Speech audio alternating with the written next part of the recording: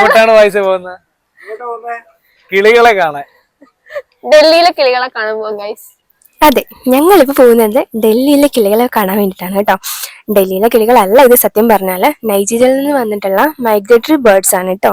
സ്ഥലം വരുന്നത് യമുനാഗഡ്. എന്ത് ശാന്തസുന്ദരമായിട്ടുള്ള സ്ഥലമാണെന്നറിയോ? നിങ്ങൾക്ക് ഈ വീഡിയോ കാണുമ്പോൾ തന്നെ മനസ്സിലാവും എത്ര ബ്യൂട്ടിഫുൾ ആണ് ആ സ്ഥലം എന്ന്. നമ്മൾ കിളികളെ കാണാൻ വേണ്ടിയിട്ട് പോകുന്നത് യമുന നദിയുടെ നടുഭാഗത്തേക്കാണ് കേട്ടോ. നടുവിലേക്കാണ് നമ്മൾ പോകുന്നത്. അപ്പം നമുക്ക് ബോട്ടിൽ മാത്രമേ പോകാൻ പറ്റത്തുള്ളൂ. നമ്മൾ വില പേശി അവസാനം ഒരു ബോട്ടുകാരൻ നമ്മളെ കൊണ്ടുപോകാന്ന് പറഞ്ഞു. അങ്ങനെ നമ്മൾ പോവാണ്. ആദ്യം കയറിയപ്പോൾ നല്ല പേടിയുണ്ടായിരുന്നു. നിങ്ങൾക്ക് കാണുമ്പോൾ തന്നെ മനസ്സിലാവും. നദിയിൽ നമ്മുടെ ഈ ചെടികളൊക്കെ ഇല്ലേ, അതൊക്കെ ഒരു ഭാഗത്തേക്ക് ഇങ്ങനെ ഒഴുകി പോവാണ്. അപ്പം നമുക്ക് തോന്നുന്നതെന്ന് പറഞ്ഞാൽ എന്തുവാ, നമ്മളും കൂടെ ഒഴുകി പോവാ. ഞാനിങ്ങനെ കുറേ പ്രാവശ്യക്കാലത്ത് ചോദിച്ചത് പോകുവാണോ അത് നിൽക്കുവാണോ? അപ്പം ഇക്കോറിനല്ല, ഇത് നിൽക്കുവാണ്, ഇതുവരെയ്ക്ക് പോയി തുടങ്ങിയിട്ടില്ല. സത്യം പറയാമല്ലോ, ഇതുവരെ ഡൽഹിയിൽ പോയിട്ടുള്ളതിൽ വെച്ച് എനിക്ക് ഏറ്റവും ഇഷ്ടപ്പെട്ട സ്ഥലം കേട്ടോ. ഇപ്പം എൻ്റെ ഏറ്റവും ഫേവറേറ്റ് സ്ഥലമായിട്ട് ഇത് മാറിയിട്ടുണ്ട്.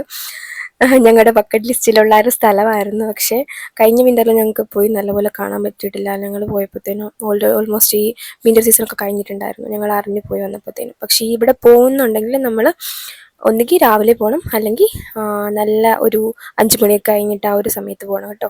എന്നാലേ അവിടുത്തെ നല്ല കാഴ്ച ആസ്വദിക്കണമെന്നുണ്ടെങ്കിൽ നമ്മൾ ആ സമയത്ത് പോയിട്ട് കാര്യമുള്ളൂ. നമ്മൾ ബോട്ടിൽ കയറുന്നതിന് മുന്നേ നമ്മൾക്ക് കിളികൾക്ക് കൊടുക്കാനുള്ള ഫുഡൊക്കെ അവർ തരും കേട്ടോ. അതുകൊണ്ട് വേണം നമ്മൾ കയറാൻ. അത് ഇട്ട് കൊടുത്താൽ മാത്രമേ കിളികൾ കൂട്ടത്തോടെ നമ്മുടെ അടുത്തേക്ക് വരത്തുള്ളൂ. അല്ലെങ്കിൽ അവരുടെ പടം നോക്കി പോകും. വേറെ ബോട്ടുകാർ കൊടുക്കുമ്പോഴത്തേനും അവരുടെ കൂടെ അങ്ങ് പോകും, നമ്മുടെ അടുത്തേക്ക് വരത്തില്ല കേട്ടോ. പിന്നെ ഒരു കണക്കിന് നോക്കിയാൽ ഇതൊക്കെ വെച്ച് നോക്കുമ്പം ഡൽഹി വളരെ മനോഹരമാണ് കേട്ടോ. ഒരു സൈഡിൽ വായുമലിനീകരണം, വെള്ളം മലിനീകരണം, അത് ഒഴിച്ച് കഴിഞ്ഞാൽ ഡൽഹി അടിപൊളിയാണ്. എന്ത് ഭംഗിയാണെന്നറിയോ ഇതൊക്കെ. ഇവിടെ എന്തോരം നല്ല ഹിസ്റ്റോറിക്കൽ പ്ലേസസ് ഉണ്ട്. പക്ഷെ ഞങ്ങൾക്ക് ഈ റീസെൻ്റ്ലി ഞങ്ങൾ കണ്ടതിൽ വെച്ചിട്ട് ഏറ്റവും ഭംഗിയുള്ളൊരു സ്ഥലമായിരുന്നു കേട്ടോ ഇത്. അടിപൊളിയായിട്ട് ഞങ്ങൾ എൻജോയ് ചെയ്തു. കുഞ്ഞാപ്പിക്ക് നല്ല രീതിയിൽ ഇഷ്ടപ്പെട്ടു. അപ്പോൾ അടുത്ത വീഡിയോ ആയിട്ട് വീട്ടിൽ കാണാം. ടാറ്റാ.